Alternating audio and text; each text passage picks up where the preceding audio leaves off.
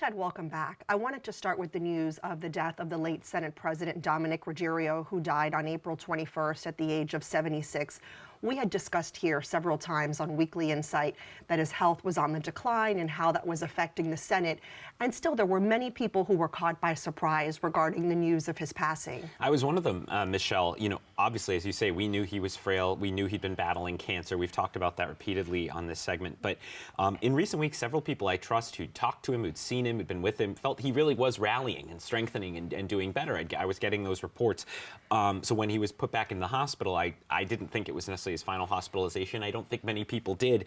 And then the news of his death came early that Monday morning, yes. Ruggerio was a fixture in Rhode Island politics for almost 50 years, which is quite incredible. He even played on the same high school football team as U.S. Senator Jack Reed, which is Academy. Like an only in Rhode Island thing. Very much. And as you know, the tributes have been pouring in from so many people. I want to take a moment and take a listen to some of those. You actually went to high school with him. I did go to high school with him at LaSalle. I played football with him, and he was a remarkable gentleman even then. His kindness and his willingness to reach out to the young kids on the team and buck them up, and that's not common. And he taught me a lot. I remember one of his famous saying was, "Speaker, never say it's no, just say it's not now."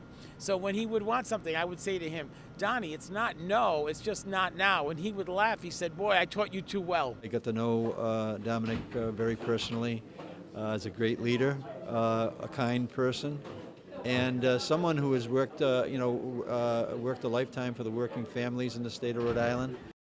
And as you know, Ruggerio has also been described as an old school Democrat compared with younger generations. Yes, you know, he was socially conservative. He was opposed to abortion rights, in favor of gun rights. He had deep ties to organized labor, especially the laborers union, which he worked for many years. And he was just sort of a traditional type of guy. I always saw him in a suit and tie at the State House. He very much believed your word is your bond in politics. When you make a deal, you stick to it.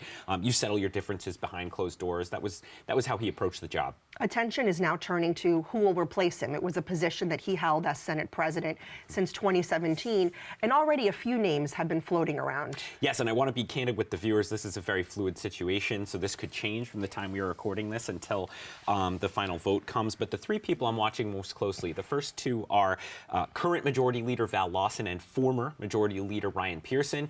Lawson replaced Pearson when Ruggerio got angry with Pearson for approaching him privately about his health last year. And so it's thinking that Lawson could inherit Ruggerio's supporters, but she's the president of the NEA Teachers Union. She's never chaired a committee, so there are some questions there.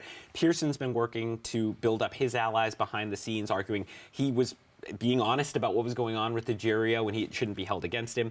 Then the other is Labor Committee Chairman Frank Ciccone, is very much in the Ruggerio mode, socially conservative, ties to the laborers, but he's in his late 70s. He's opposed to the Assault Weapons Ban Act.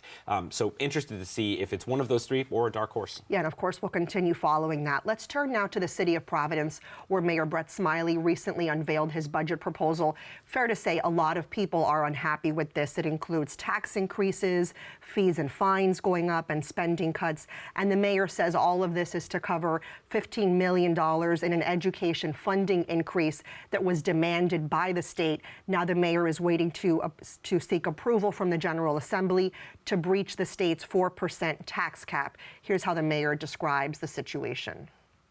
I remain confident that the General Assembly will pass our request for a one-time exception to the cap.